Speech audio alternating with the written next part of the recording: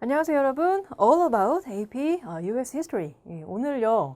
소극하니 오늘 우리 유닛 5로 넘어왔어요. 그러니까 지난 시간에 유닛 4가 1848년까지인데 48년까지에 해야 될 이야기들 이제 거의 다 했고 이제 오늘은 유닛 5가 이제 1800 희한하죠? 이게 유닛 4가 48년에서 끊어지는데 유닛 5는 44년에서 시작돼요. 그래서 이게 왜 그런 걸까? 뭔가 이유가 있으니까 이렇게 했겠지 싶어서 제가 생각을 해봤는데 그러니까 일단 1800년에서 48년 사이에 어떤 그 미국 내에 뭐 어떤 영토 확장이랄지 아니면 어떤 뭐 슬레이버리 이슈랄지 이런 것들이 이제 막 일어났잖아요. 근데 일어났는데 그게 이제 44년에서 48년에 걸쳐서 뭔가 약간의 어떤 그 전환기를 맞게 되는 것 같아요. 그래서 44년에 프레지던셜 엘렉션이 있었고요. 그래서 그 결과 그 프레지던트가 이제 하는 정책들, 결정한 정책들 이런 것들이 이제 오늘부터 출발될 것 같은데요.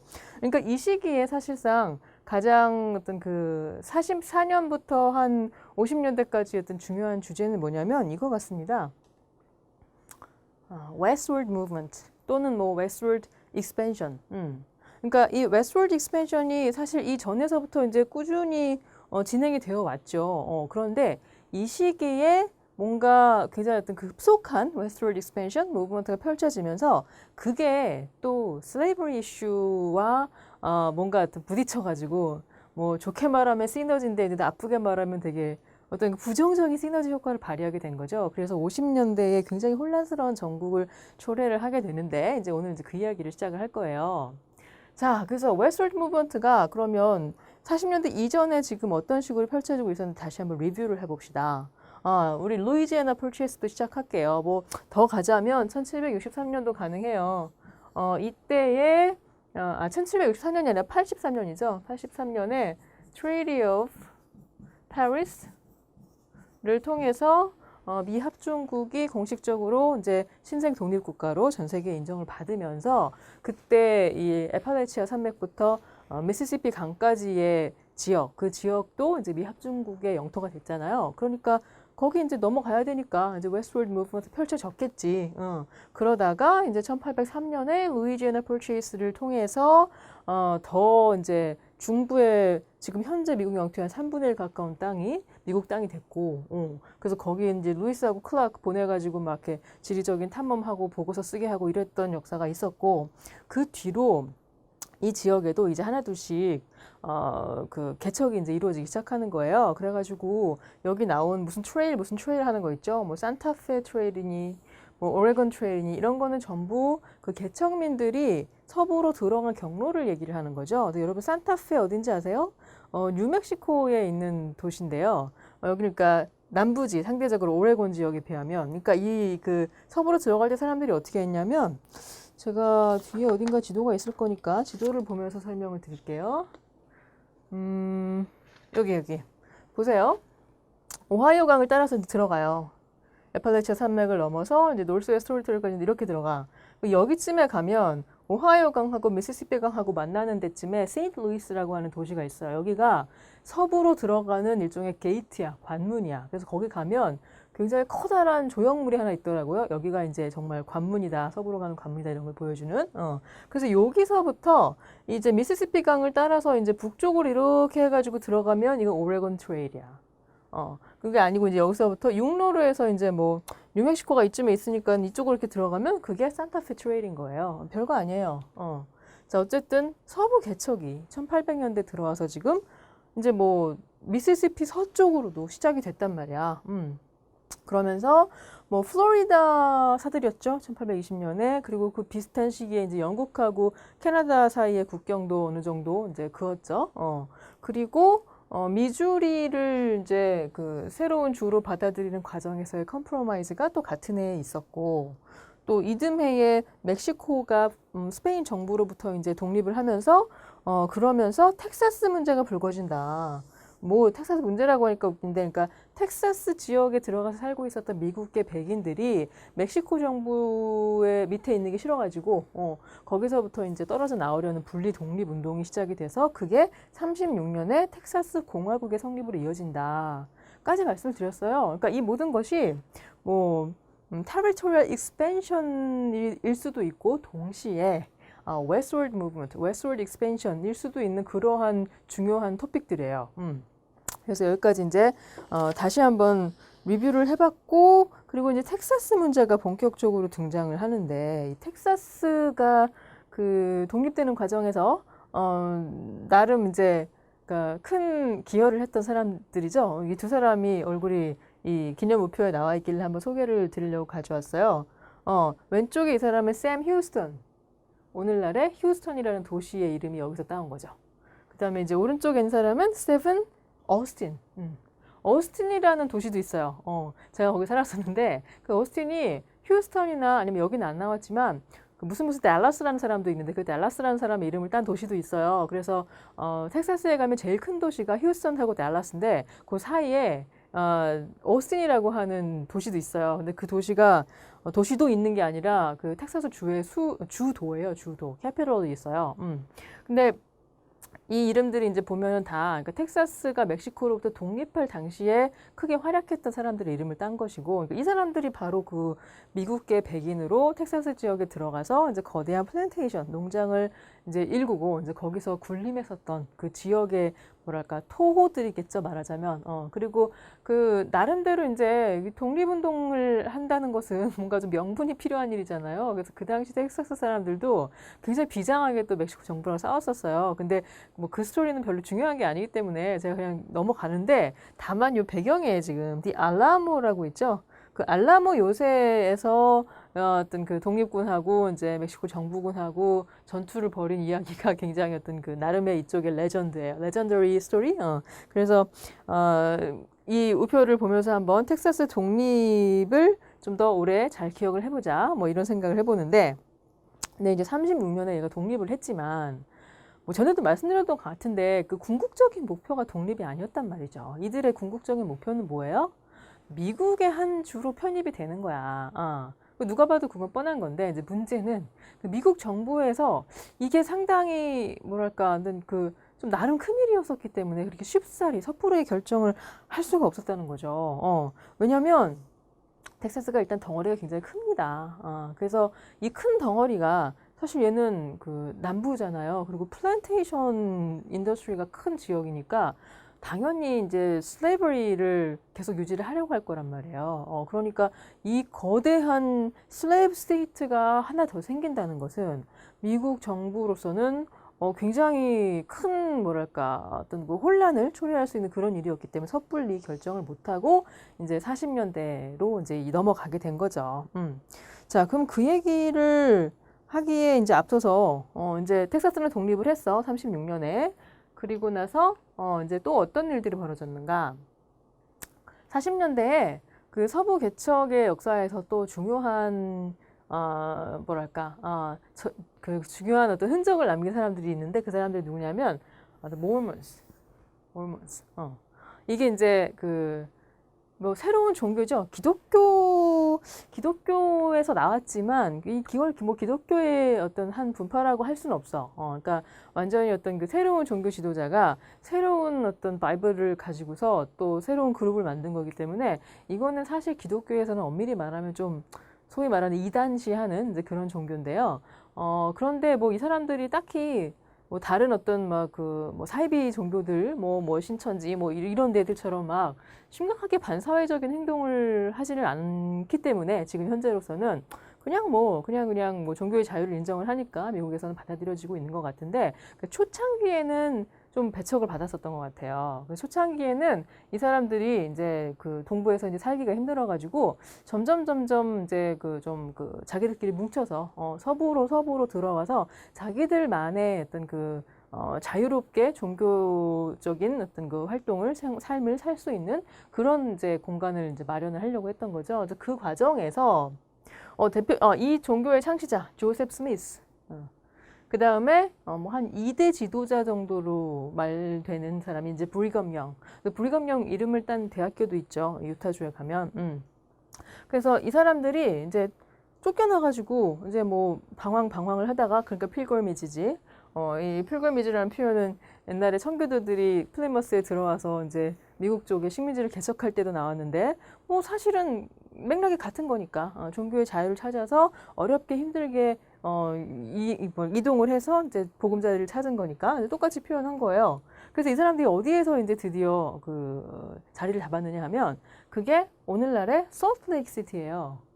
솔트레이크 시티가 유타주의 수도입니다. 그러니까 이 유타라고 하는 주 자체가 솔트레이크 시티에서 출발한 거죠. 이제 거기에서 이제 점점 퍼져 나가서 이제 하나의 스테이트로 그러니까 하나의 스테이트가 이제 된 건데, 그러니까 이 도시는 몰몬들의 도시예요. 그래서 지금도 가면 굉장히 종교적인 색깔이 강하고 그 지역에 여러분들이 아마 가게 된다면은 뭐 관광 뭐 이런 걸로 가게 된다면 그 뭐 돌아보는 곳들도 다 이 몰몬들과 관련된 뭐 유적지 뭐 이런 것들이 일 거예요.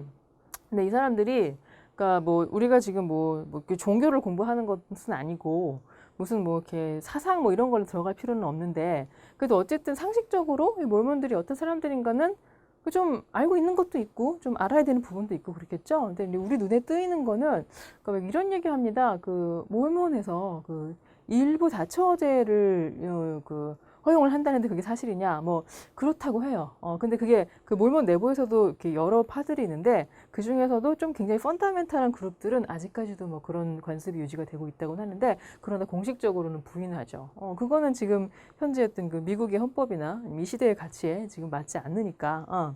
그리고 또 이 사람들이 그러니까 굉장히 좀 이렇게 센시얼하죠. 센시얼하고 또 그러니까 뭐랄까 어떤 그 아주 어떤 그 종교 교리와는 관계없이 어떤 그 생활의 면에 있어서 어떤 그 자유주의적인 미국의 기품과는 조금 달리 굉장히 어떤 그 절제되어 있고 또 좀 많이 어떤 좀 그 근면하고 뭐 이렇게 굉장히 어떤 뭐 조직이건 상사이건 이게 로열한 그런 부분들이 좀 있나 봐요. 그래서 뭐 어떤 기업 조직이나 뭐 군대 조직이나 이런 데서는 오히려 이 몰몬교도들을 굉장히 환영한다, 가산점도 준다, 뭐 이런 얘기를 제가 믿거나 말거나지만 뭐 들어본 적도 있고 그래요.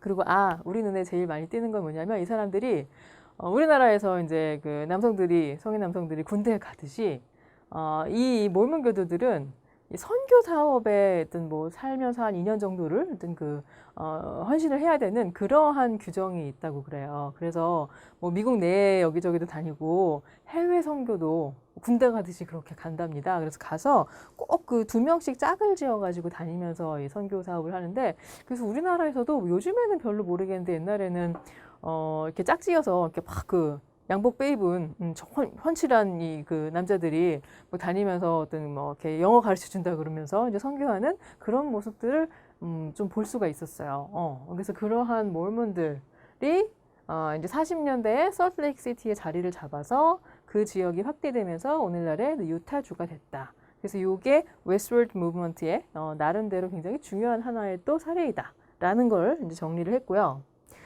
자, 그 다음에 이제 또 하나 이제 중요한 게 나오는데 그건 뭐냐면 오레곤이에요, 오레곤.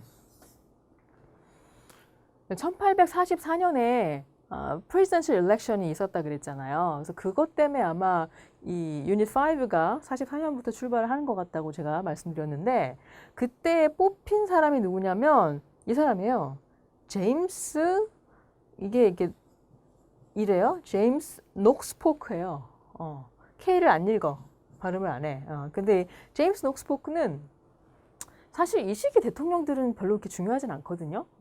앞에 앤드류 잭슨까지는 제가 순서까지 막 이렇게 뽑힌 연도, 그다음에 주요 업적 이런 것들을 아주 그 강조를 하면서 7대까지는 소개를 드렸지만 8대 이후로는 사실 대통령들이 별로 중요하지 않아. 제임스 녹스포크 정도는 좀 기억을 해줬으면 좋겠어. 왜냐하면 이 사람이 그 미국 내에 이런 그 서부로의 어떤 영토, 그 서부 개척 및 영토 확장에 있어서 가장 어떤 그 강경파였던 그런 사람이기 때문에. 예. 그래서 이 사람이 프레지던셜 그 캠페인의 슬로건으로 내세웠던 게 이거예요. 54도 40분. 54-40 or fight. 오레곤이라고 하는 지역을 지금 그러니까 여기 바로 보죠. 뭐 오레곤이 지금 여기인데 오늘날은 여기가 이제 주 이름으로 따졌을 때는 이만큼은 워싱턴이고 이 밑에는 오레곤이고 여기는 뭐였더라? 아이다호고 뭐 이런 식으로 주가 나뉘어 있지만 당시에는 당시에는 여기가 그냥 전체적으로 오레곤 지역이에요. 그냥 오레곤 컨트리 이런 식으로 불렸었어요. 근데 여기가 그러니까 남쪽 바운더리는 스페인하고 그 1820년에 아담스 원이 스트레이트 때 그때 여기서 이제 42도로 그거 결정을 했었어. 근데 그 영국하고는 이렇게 지금 49도까지 여기까지 가는 거는 이전에 합의가 이루어져 있었는데 18년에. 근데 이쪽에 대해서는 경계선을 확실히 안 그었었거든요. 왜냐하면 여기 사람이 거의 살지 않았었기 때문에. 그게 별 의미가 없었기 때문에. 그랬는데 이제 점점 개척이 이루어지니까 이쪽의 경계선도 확립을 해야 될 필요가 생긴 거죠. 그래서 이 boundary dispute가 났는데 그 당시에 이제 가장 어떤 그 호전적인 그런 어떤 공격 성향의 이제 미국인들이 이제 주장했던 게 54도 40이다. 54도 40이면은 아마 뭐 어디라고 봐야 될까요? 여기가 지금 42에서 49니까 한 이 정도 되겠네. 그죠? 여기까지 올라가야 된다. 미국의 영토가. 뭐 이거는 다른 말로 하면 캐나다도 우리가 다 먹겠다. 뭐 이런 것일 수 있어. 그래서 영국을 상대로 굉장히 호기롭게 도전장을 내민 거예요. 그랬는데 노스포크가 이제 당선이 됐고 그 뒤에 이제 뭐 54도 40분은 사실 이건 진짜 영국이랑 싸우자는 것밖에 안 됐었기 때문에 이거를 관철시키지는 못했지만 결과적으로 이제 오늘날의 국경선 이게 이제 이때 그 결정이 된 거죠. 이게 이제 오레곤 디스퓨트고요. 근데 영국이 좀 많이 양보해 준 것 같아요. 왜냐하면 그러니까 영국이 캐나다를 계속 차지하고 있으면서 제일 큰 이익이랄까? 이거는 경제적으로는 여기가 워낙 그 옛날부터 프랑스 식민지였을 때부터도 그 fur trade를 하던 때였었거든요. 그러니까 그 당시에 왜 그 뭐 비버 모자가 되게 유럽에서 인기가 많았었다고 하는데 그리고 왜 귀부인들이 입는 모피 코트 막 이런 거 있잖아요. 그런 것들이 잘 팔려서 돈이 되던 지역이었었는데 유행이 한물 갔대. 1800년대 이제 중반쯤 되니까. 그래서 영국이 뭐 딱히 이 지역이 뭐 크게 이득이 있는 지역도 아니고 해서 그냥 막 크게 양보를 하고 지금 오늘날에 이제 국경선이 확립이 된 것 같고요. 그렇게 될 수 있었던 까닭 중에는 또 그 옛날 루이지애나 퍼체이스 이후에 루이스하고 클락이 여기를 찍고 간 거지. 그래서 그거를 근거로 들면서 왜 그런 게 중요하잖아요. 영토 분쟁할 적에는 뭐 옛날에 뭐 어떤 기록에 따르면 뭐 우리가 여기 가서 먼저 깃발 꽂았다. 우리 사람들이 여기 살고 있었다. 뭐 이런 거 이렇게 들이대야 되잖아. 그래서 그런 게 이제 좀 주요해가지고 오늘날에 이제 국경이 확정이 됐대요. 자, 그 40년대에 웨스트워드 무브먼트 관련해서 일단 몰몬들의 활약과 그 다음에 오레곤 디스퓨트까지 설명드렸고 이제 다시 좀 돌아가서 36년에 독립했었던 텍사스 거기가 지금 10년 뒤에 45년에 자 노스포크가 굉장히 그 강경파였다 그랬죠. 서부 영토 확장에 대해서 그래서 과감하게 당선이 되고 나서 이제 텍사스를 합병을 한 거예요. 자 근데 텍사스를 합병을 했다는 것은 이게 이제 국내 정치에도 굉장히 큰 부담인데 그거는 뭐 대통령이니까 뭐 어떻게든 내가 수습하겠어 이러면서 이제 밀어붙인 걸 수 있는데 멕시코와의 외교 분쟁도 초래를 했죠. 왜냐? 이 텍사스가 원래 멕시코 땅이었잖아. 근데 그 멕시코 땅에서 일부가 지금 독립을 선언하면서 분리돼 나간 건데 거기까지는 어떻게 두고 봐줬다 쳐. 그런데 그 땅이 미국 땅이 된다? 이건 멕시코 입장에서는 굉장히 기분 나쁜 일이죠. 그리고 이거를 그냥 용납을 한다는 것은 정말 멕시코 정부의 권위가 땅에 떨어지는 일이란 말이에요. 그래서 설령 실패를 하더라도 이거 가만히 있으면 바보 되는 거야. 그래서 이제 가만히 안 있고 이제 갈등이 불거지면서 결국 이게 미국 멕시코 전쟁으로 이제 비화를 하게 됩니다. 자, 근데 그 얘기는 오늘 바로 지금 멕시코와의 전쟁이 들어가기 전에 하나만 더 보려고 하는데 이때 이제 그 막 텍사스 합병해야 된다, 멕시코랑 싸워야 된다, 더 많은 서부 땅을 우리가 확보해야 된다, 막 이런 그 여론이 조성이 됐단 말이죠. 그래서 그 여론과 관련된 중요한 토픽이 있어요. 자, 그게 바로 그 이름도 거룩한 Manifest Destiny라고 합니다. Manifest Destiny. 이게 왼쪽에 지금 제가 쓴 그 보여드리는 게 그 존 뭐 오설리반이라고 하는 언론인이 쓴 칼럼이래요. 근데 그 칼럼에서 지금 여기 Manifest destiny라는 표현이 있어가지고 여기에서 이제 나온 말로 보통 알려져 있는데, 그러니까 이 칼럼이 이제 45년에 나왔죠. 뭐와 관련돼서 나온 거냐면 그 멕시코와의 전쟁, 또 전쟁, 그러니까 텍사스 합병과 멕시코와의 전쟁 불사, 그 이후에 서부로의 어떤 더 확장 이런 것들을 그 주장하는 그 당시에 어떤 그 미국의 여론을 살펴볼 수 있는 제일 좋은 자료인 것 같아요. 그래서 보시면 이 사람이 지금 뭐라고 썼냐면, and that claim is by the right of our manifest destiny.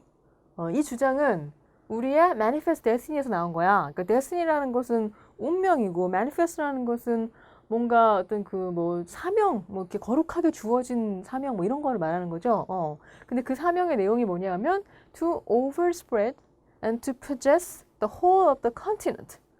whole of the continent.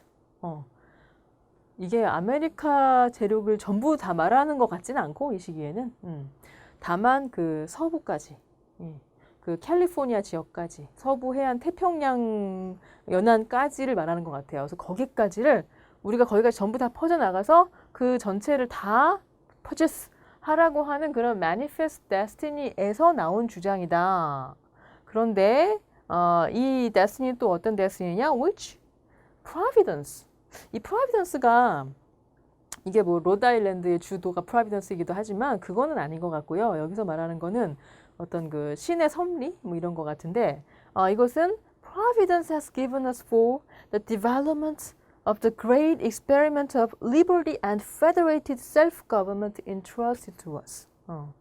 그러니까 자기네들 미국 정부가 대표하는 어떤 그 앵글로색슨들의 어떤 그 백인들의 문명이 바로 liberty and self-government 이런 다른 어느 지역의 어느 문명과도 비교되지 않는 우월한 걸 가지고 있잖아. 그러니까 이런 훌륭한 자질을 소양을 가지고 있는 사람들이 바로 그것을 더 퍼뜨리라고 하는 게 바로 신이 우리에게 준 소임이야. 라는 게 지금 사람들의 그 당시의 사고방식이죠. 그러니까 우리가 이렇게 우월한 문명을 가지고 서부로 나아가서 그 지역을 뭐 전부 우리가 보호하고 관리하고 감독하면서 더 문명적으로 발전을 시켜야 된다.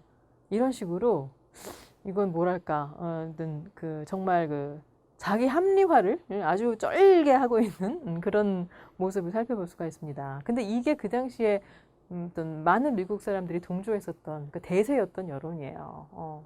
그 Manifest Destiny 하면 아마 여러분 검색 같은 거 해보시면 제일 많이 뜨는 그림이 이런 그림일 거예요. 그러니까 신이 우리에게 준 사명이라고 지금 서부 개척을 합리화를 하고 있잖아요. 영토 확장을. 그래서 뭐 기독교의 신은 아닌지 모르겠는데 뭐 이 신은 보아하니 무슨 뭐 자유의 여신을 떠올리기도 하고 뭐 그러죠. 그러니까 미국을 상징하는 그런 존재죠. 이 자유의 여신이 이게 들고 있는 게 무슨 뭐 법전인지 아니면 바이블인지 뭔 모르겠어. 그리고 지금 왼손에는 여기 지금 전봇대가 있고 이게 뭐 정확히 뭔지는 모르겠으나 당시에 벌써 뭐 전기가 들어갔을까? 뭐 어쨌든 뭔지 모르겠으나 이제 현대 문명의 어떤 그 첨단 문물을 상징하는 거죠. 이거를 들고 좀 동쪽에서 서쪽으로 쫙 가고 있는 거야. 그리고 이와 함께 이 포장마차에 살림살이를 싣고 들어가는 서부 개척민들의 모습이 곳곳에 보이고 그 다음에 이 뒤에는요 여러분 기차가 지금 다니고 있어요. 여기저기 기차가.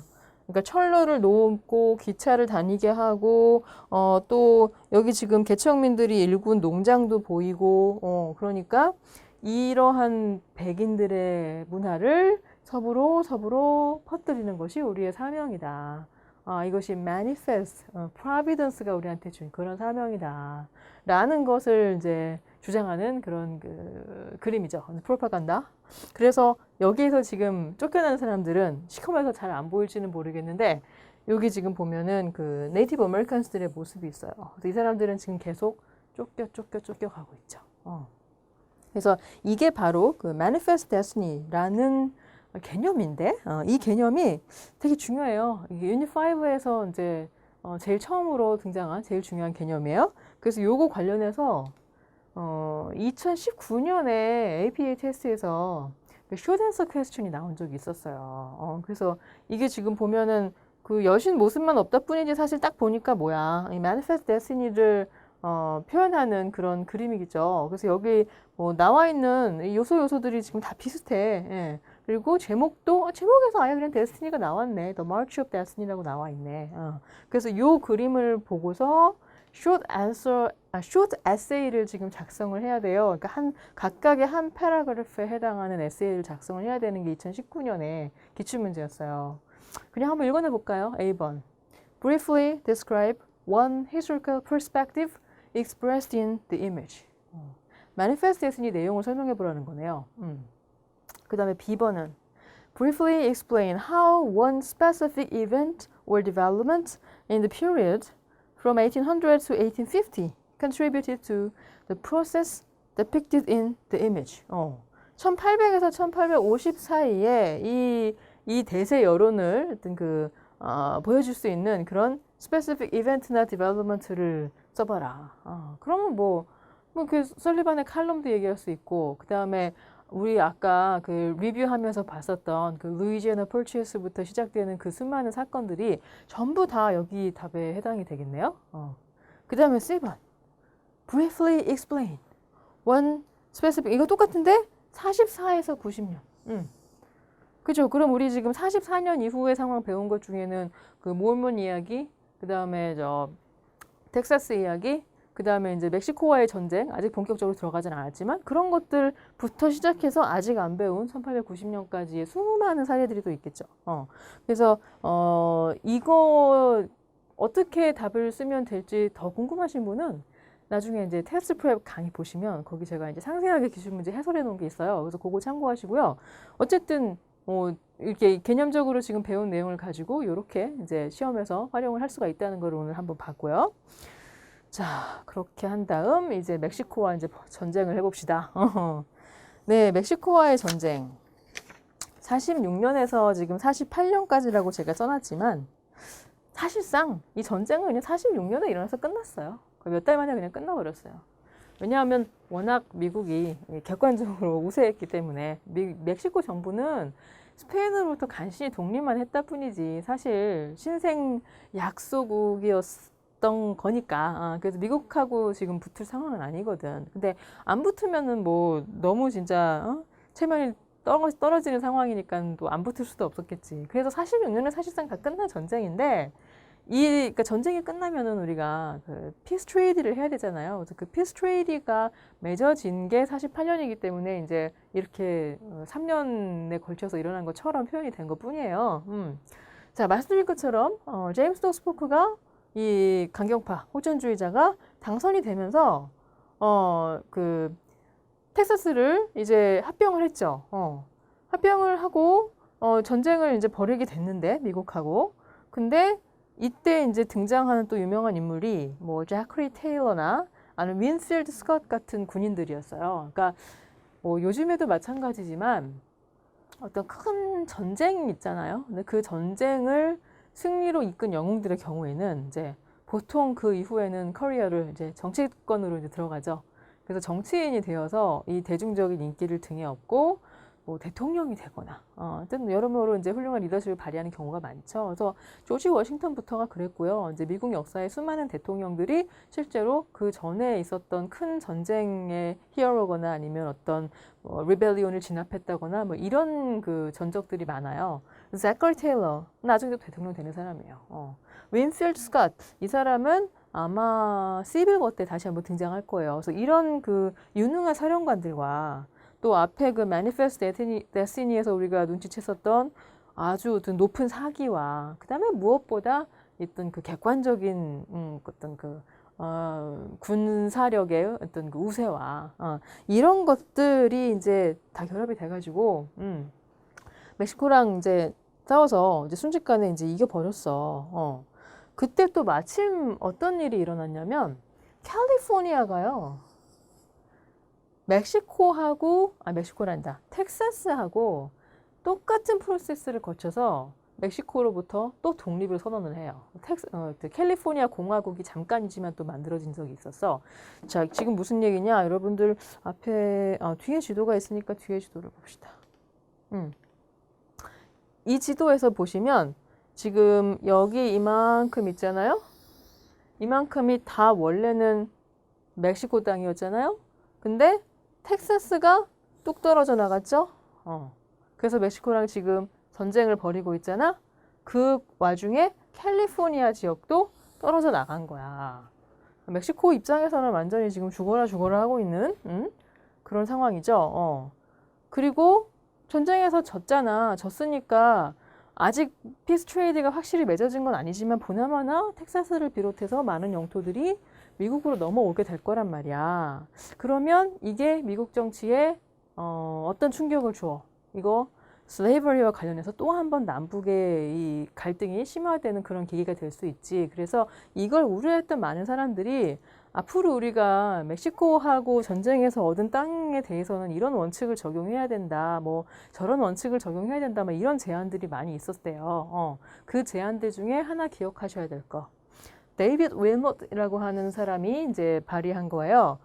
근데 이게 통과가 됐으면은 무슨 뭐 액트가 됐을 텐데 그러지 못한 걸로 봐서 프라비소인 걸로 봐서 이거는 그냥 프로포절이죠. 프로포절로 끝나는데 이 내용이 뭐냐 하면 멕시코로부터 우리가 전쟁을 통해서 획득한 newly obtained territory에 대해서는 slavery를 인정하지 말자라고 하는 굉장히 뭐랄까 좀 그 이상적인 그런 안이었는데 프로포절이었는데 당연히 그런 이상적인 안이 당시 미국 의회에서 받아들여졌을 리가 없지 않습니까? 그래서 이거는 굉장히 안타까움과 더불어 여러 번 이야기되는 그런 하나의 사건이에요. 그래서 기억하시고요. 그 다음에 이제 드디어 48년에 피스 트레이디가 맺어져요. 그 장소가 이제 과달루페 이달고라는 곳이었어요. 그래서 과달루페 이달고 조약을 통해서 멕시코로부터 미국이 앞에 봤던 지도에서 텍사스뿐만이 아니고 이 서부에 여기 지금 보시면은 멕시칸 세션이라고 되어 있는 부분이에요. 멕시칸 세션이라고 되어 있는 이 부분. 이 부분을 몽땅 다 가져오게 됩니다. 트레이티 오브 과달루페 이달고 조약에서 멕시코로부터 이 땅을 뺏었죠. 그냥 다 뺏어왔어요.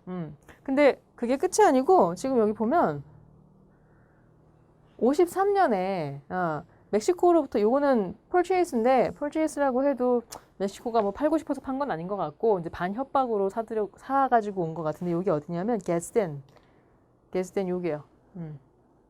게스덴 purchase를 통해서 요만큼을 또 사요. 그래서 요 게스덴 purchase 1853년을 기점으로 해서 이 미국의 영토가 이제 대륙에서의 영토가 오늘날 우리가 알고 있는 모양을 이제 갖추게 됩니다.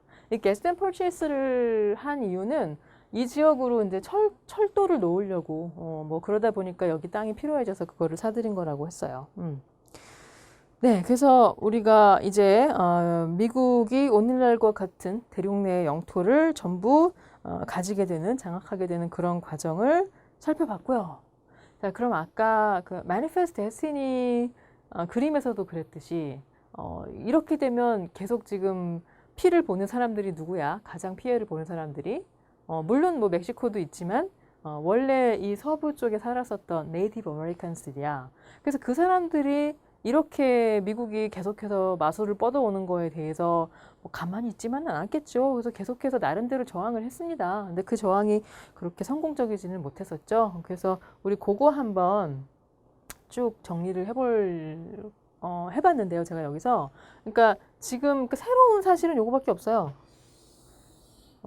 근데 이 앞에 나온 사건들은 다 그러니까 이전 시대 공부할 때 제가 설명을 드린 거긴 하지만 하나의 토픽, 그 인디언들, 네이티브 아메리칸스들의 있던 그 백인들의 개척에 대한 저항이라는 차원에서는 이런 식으로 이제 쫙 정리해서 묶어볼 수 있을 것 같아서 이게 이제 우리가 그 배운 내용을 이렇게 구조화하는 거야, 소위 말하는. 그러니까 배울 때는 다 따로따로 산발적으로 배웠지만 그걸 나중에 이제 돌아보면서 뭐 어떤 주제로 이거를 묻고 다른 주제로 저거를 묻고 이렇게 해보면서 이 개념을 좀 더 깊이 있게 다면적으로 또 이해를 하게 되는 거거든. 그러니까 그냥 여러분들은 이 강의를 들으면서 그냥 내 목소리를 마치 어떤 아름다운 음악처럼 이렇게 감상을 할 수도 있지.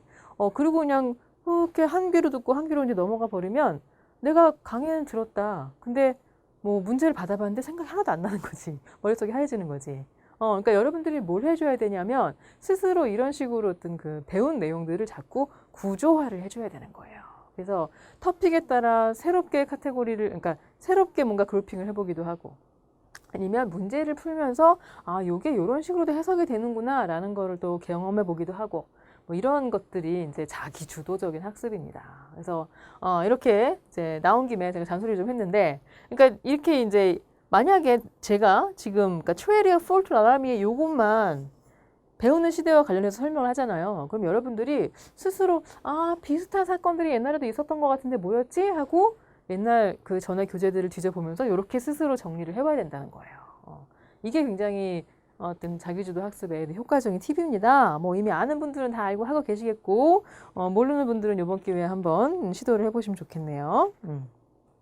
네, 그래서 폴트 라라미의 조약은 그럼 뭐냐? 이거는 지금 오늘날의 그 와이오밍 주에 그때 그 거기에 있었던 라라미라는 이름의 폴트가 있었어요. 요새가 있었어요. 그 요새에서 그 지역의 이제 인디언 대표들을 이제 모아놓고 원주민들하고 이제 조약을 맺은 거죠. 근데 그 조약의 내용이라는 거는 그러니까 아직까지 백인들이 많이 들어가지 않은 그 그레이트 플레인 그 대평원 지역, 그 지역을 인디언들한테 내주는 대신에 너희들은 그 안에서만 살고 백인 구역으로 넘어오거나 공경을 하지 말고 그리고 그 대평원 지역에 우리가 길을 뚫고 그 다음에 이제 군대 보내서 좀 이렇게 요새 이런 폴트 라라미에 같은 그 요새 세워서 어떤 경비 서고 이런 것 정도는 너희도 좀 익스큐즈 해라 뭐 이런 식의 내용이었다고 합니다. 근데 이런 세부 사항 같은 거는 사실 몰라도 될 것 같아. 왜냐하면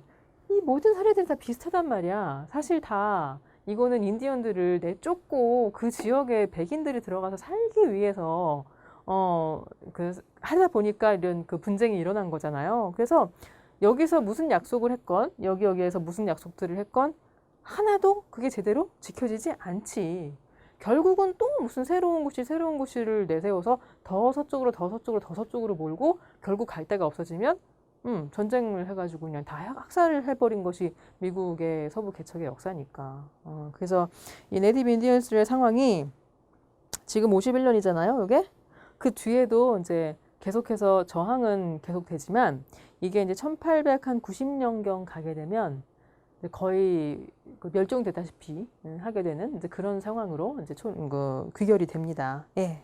그래서 여기까지 오늘 이제 배울 내용들이 정리가 됐고, 관련해서 이제 문제를 하나 풀어볼 건데, 사실 이 문제는 딱 보면 이제 정답은 보이죠. 정답은 이걸 안 봐도 그냥 manifest destiny라는 걸 알 수 있지만, 오늘 배운 게 그거니까, 그냥 예의상 한번 읽어줍시다, 지문. Texas has been absorbed into the Union in the inevitable fulfillment of the general law which is rolling our population westward. 그러니까 우리의 인구가 지금 서쪽으로 퍼져나가는 것이 general law이고 그렇다면 텍사스가 합병이 되는 것도 inevitable 한 거다. It was disintegrated from Mexico in the natural course of events by a process perfectly legitimate on its own part, blameless on ours. 텍사스가 멕시코로부터 떨어져 나온 거는 그들의 어떤 그 요구와 그들의 의지에 의해서 자연스럽게 그렇게 된 거지. 이거는 우리 정부를 탓할 수 있는 일이 아니다. 탓할 일이 아니다. 우리는 결백하다. Its incorporation into the Union was not only inevitable, but the most natural, right and proper thing in the world. 그러니까 텍사스가 유니언으로 들어가는 거는 이게 그냥 inevitable 한 것뿐만이 아니고 어떻게 보면 굉장히 natural하고 right하고 proper한 일이다. 네, 이런 식으로 지금 자기 합리화를 하고 있는 것을 우리가 manifest destiny라고 합니다. 그 다음에 Wilmot Proviso.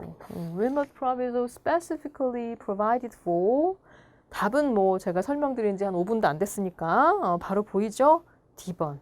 The prohibition of slavery in lands acquired from Mexico in the Mexican Law. 이게 답이고, 그 다음에 이제 나머지들 보시면, 루이지애나 펄체이스로 산 지역에 대해서는 slavery를 금지한다는 그러한 얘기는 한 번도 제가 들어본 적이 없어요. 그래서 이거는 그냥 억지로 만든 보기 같고, 그 다음에 B번은 보면 The primacy of federal law over state legislated black codes. black codes는 이거는 이제 시빌워 이후에 남부에서 나오는 법들이에요. 그러니까 남부주들이 노예를 할 수 없이 이제 전쟁에서 져서 해방을 시키긴 했지만 그 뒤에도 계속해서 뭔가 법적으로 차별을 하려고 하는 그런 시도들이 있었거든요. 그래서 그걸 black codes라고 한 거고, 그 다음에 뭐 international slave trade 됐고, federal return of fugitive slaves. fugitive slaves는 fugitive가 이게 이제 도망 노예예요. runaway. 이 fugitive slave 관련된 컨플릭트가 또 내내 뜨거운 감자였거든. 그래서 그거 다음 시간에 이제 얘기가 나올 거니까 본격적으로. 그래서 일단 fugitive slave에 관련된 뭔가가 있구나 하는 정도로 하고 오늘은 마무리 짓겠습니다. 그래서 오늘 배운 내용들 중에 제가 사실 좀 더 샅샅이 다 쓰고 싶었지만 그냥 이 정도로 참았어요. 그러니까 다시 한번 확인해 보시고요. 예, 그래서 다음 시간에는 그럼 뭐냐? 이제 멕시코와의 전쟁도 끝났고 48년부터는 이제 어떤 상황이 초래가 되는지 이제 그거 들어갈 건데요. 지금부터가 이제 정말 중요해요. 왜냐? 시빌워가 1861년에 시작이 돼. 근데 그 시빌워로 가는 굉장히 어떤 그 긴박한 드라마들이 이제부터 펼쳐질 거야. 마치 미국의 어떤 그 독립혁명으로 가는 과정처럼 그게 그 1763년